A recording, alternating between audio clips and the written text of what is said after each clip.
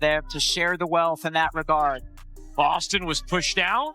7 to shoot. Boston methodical on her take.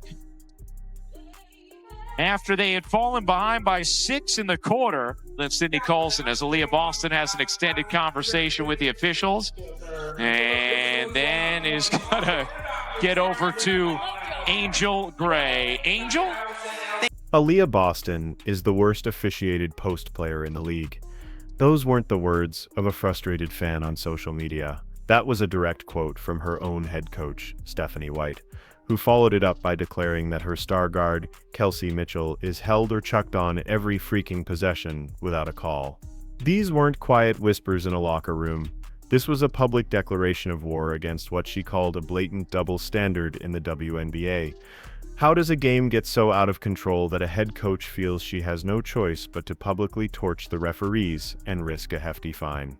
It happens when a team, decimated by injuries and fighting back from a 17-point hole, loses by a single point in the final seconds and believes the game was stolen from them. To understand her fury, you have to see the chaos that led to it. And a run. They're within 2 and a foul. This time, Peckers does get the call. I thought this might have been an offensive foul. Howard for the finish.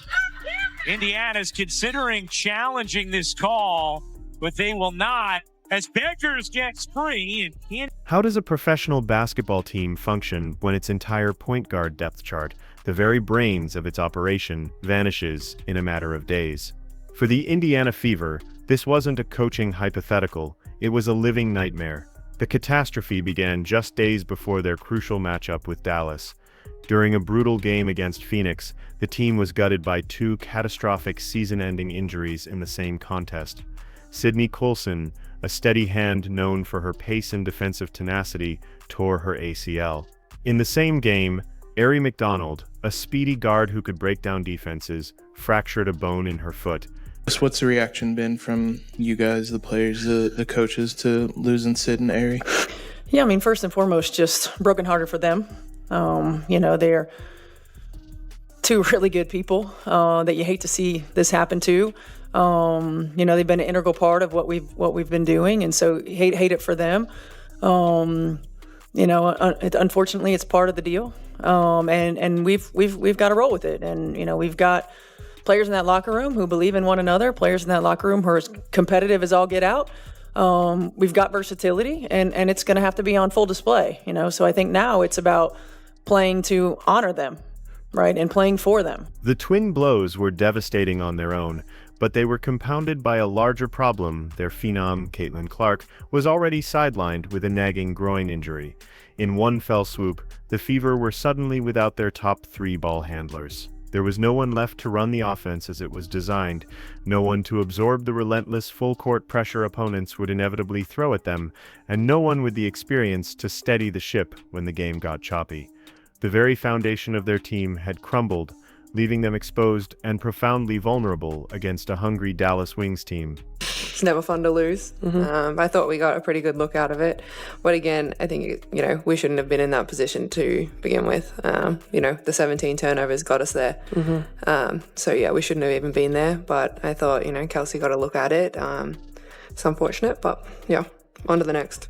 With their roster in shambles, the front office made an emergency move born of pure desperation, signing veteran Odyssey Sims to a hardship contract. She was a respected player, but she arrived with barely a day to learn a new system, new teammates, and an entirely new playbook.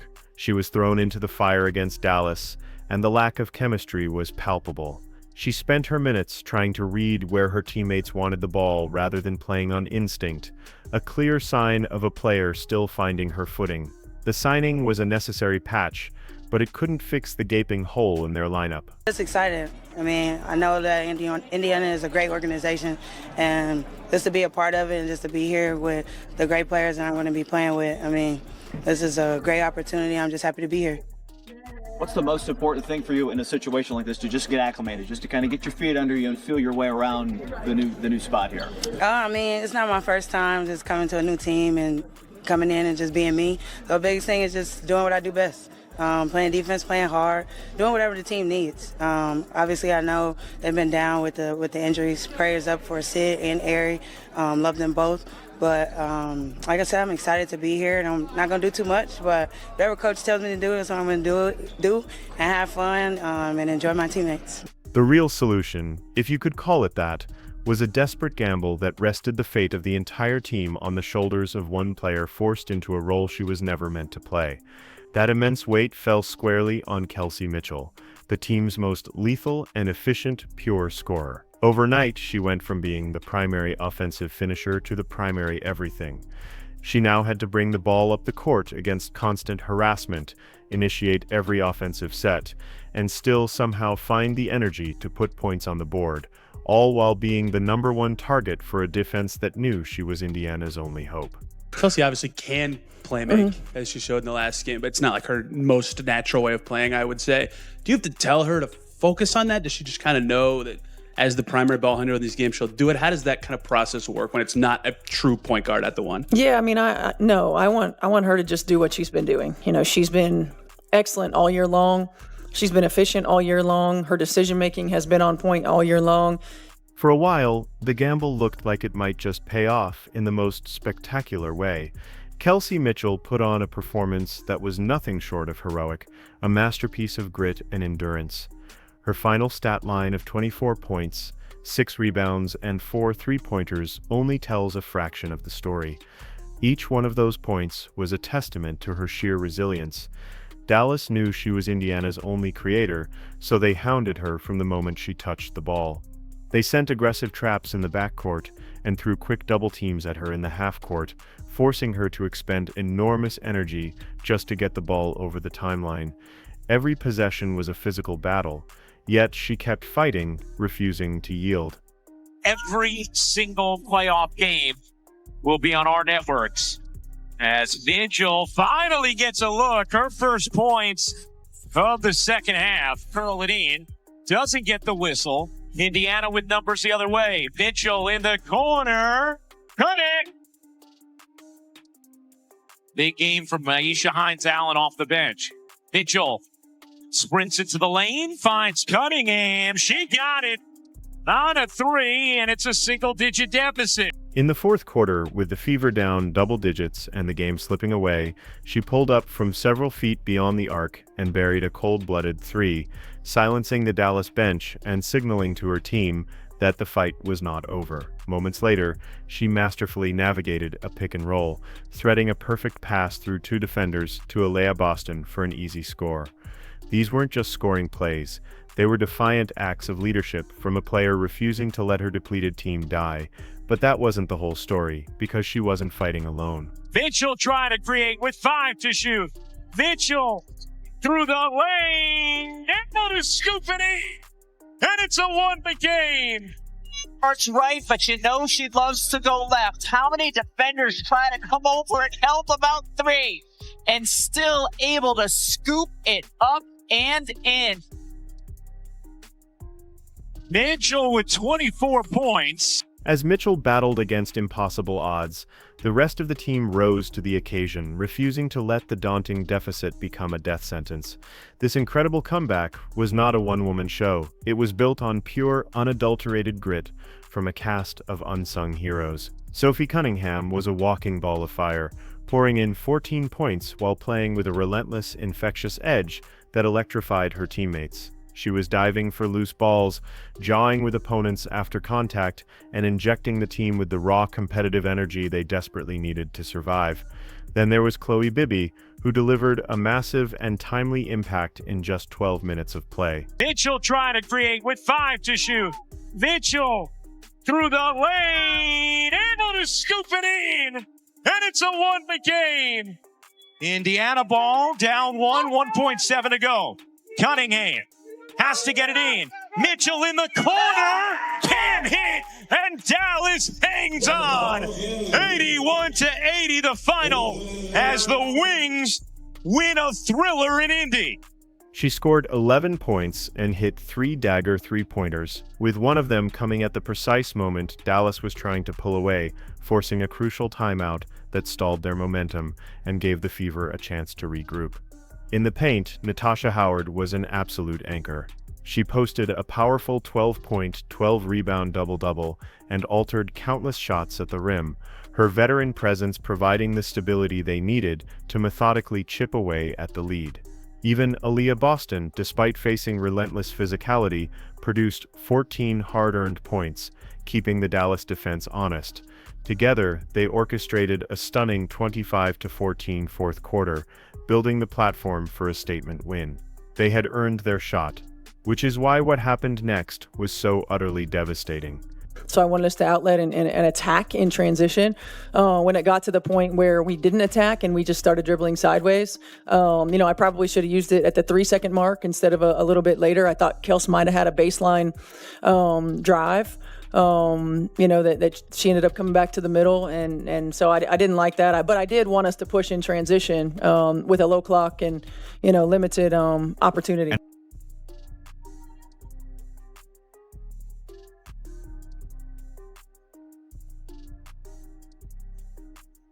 With just under 12 seconds remaining, the Fever trailed by a single point and secured a defensive rebound. The stage was set for a storybook ending.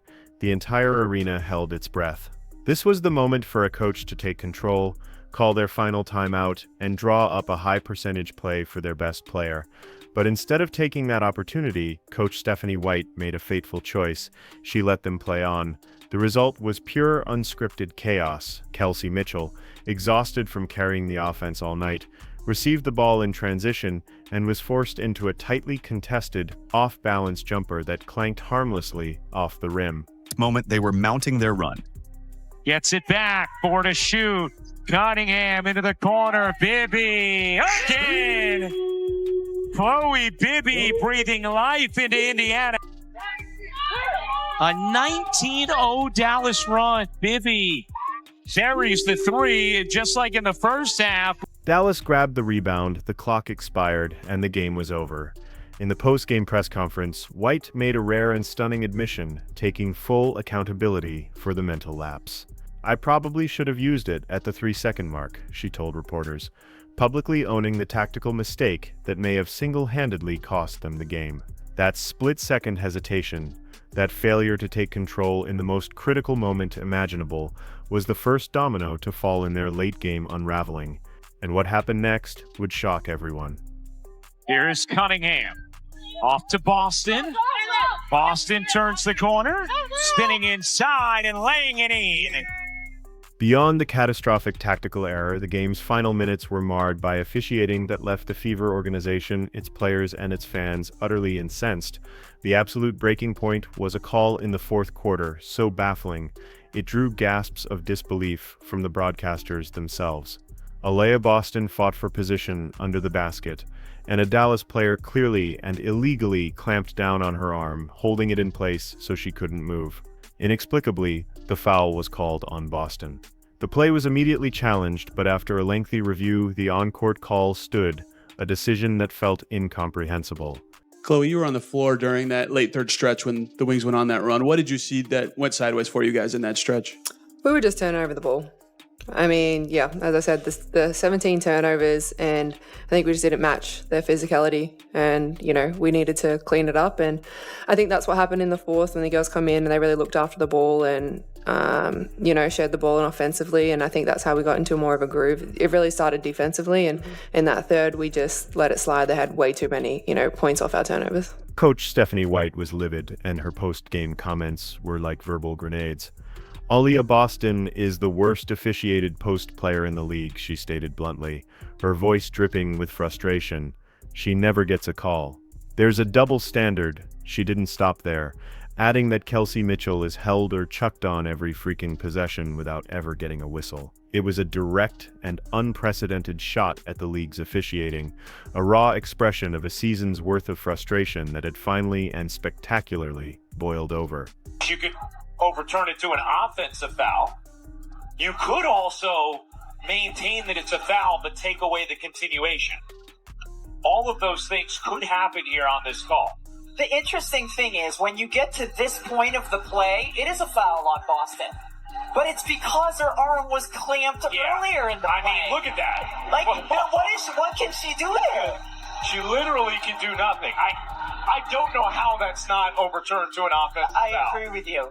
That looks about as clear as it gets. And you saw how quickly Stephanie White challenged that. You could see that volcanic frustration manifest on the court in real time. The emotional toll of the physical game and the perceived injustices was stacking up, and the players' composure was visibly cracking under the pressure. After getting blatantly shoved by an opponent with no call, a furious Sophie Cunningham was caught on the broadcast yelling a clear gayster, damn it, in sheer exasperation before storming away. Even the sidelined Caitlin Clark, watching helplessly from the bench, couldn't hide her disgust, clapping forcefully and sarcastically in the direction of an official after the final buzzer in a silent but powerful protest. After review, we have no illegal conduct by Euro, so the call will stand as confirmed. This will be also. Indiana will lose their challenge as well as their timeout. One shot for Euro. Thank you.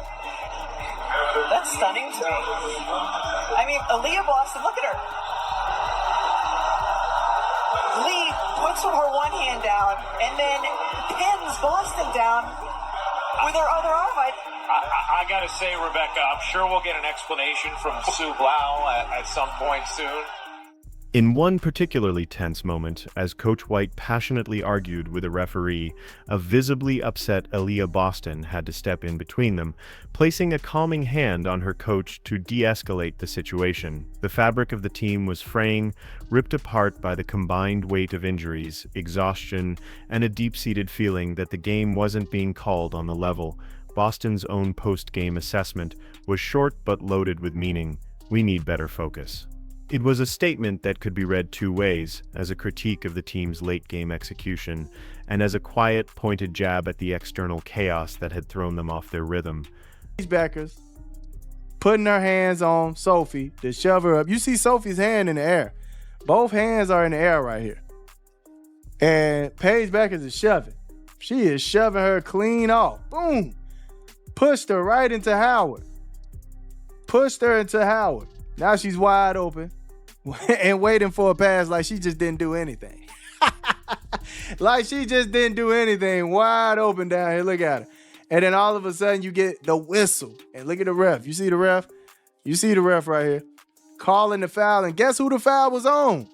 Sophie Cunningham. Coach White knew exactly what she was doing when she stepped to that podium. In professional sports, publicly criticizing officials is the ultimate taboo, and it always comes with a cost. The league office moved swiftly, handing her a significant fine for her comments. It was a punishment, but for the Fever and their fans, it felt more like a badge of honor. White had paid the price to say what they all believed to be true. The fine only amplified their sense of grievance, cementing an us against the world mentality within the locker room. The controversy also shone a bright light on the WNBA's last 2-minute reports, which often reveal missed calls but rarely result in changed outcomes. For Indiana, the report for this game would be a bitter pill, a document that might validate some of their complaints in black and white, while offering no real justice for the loss it caused. The coach paid her fine, but the team paid a much steeper price in the standings. Kelsey is held or chucked on every freaking possession and never gets a call off the ball, she told reporters. Aliyah is the worst officiated post player in the league. It was blunt, direct, and left no doubt how she, and her roster, felt about the standard applied to their stars. Yeah, I mean, I think it was a physical game, you know. I think there's a double standard in how people get their calls. I think Kelsey Mitchell, number one, is held or chucked on every freaking possession and never gets a call off the ball. I think Aliyah Boston is the worst officiated post player in the league. She never gets a call. And you know, there's a double standard there, certainly. But, you know, again, if it's going to be physical and you're gonna allow us to be physical, then allow both teams to be physical. If you're going to call the holds and you're going to call the chucks, and you're going to then call it both ways. So I mean, I think that we've been pretty consistent in what we're asking for, and I didn't feel like it was consistent, especially for those two. I think you could call a foul every time down the floor for those two. Looming over this entire disaster was the ghost of the one player who could have prevented it all. Caitlin Clark, her absence wasn't just felt in the 20-plus points she would have scored. This loss was a 48-minute, high-definition demonstration of her true value. With Clark on the floor, Kelsey Mitchell wouldn't have been forced into the grueling, energy-sapping role of a primary ball handler. She would have been free to do what she does best, score. The aggressive traps Dallas used would have been far less effective against a playmaker of Clark's caliber. More importantly, her famous court gravity, the way she pulls defenders toward her, would have created wide-open looks for teammates and given Aliyah Boston more space to operate in the post. That chaotic final possession simply wouldn't have happened. With the game on the line, the ball would have been in the hands of a generational talent born for those moments.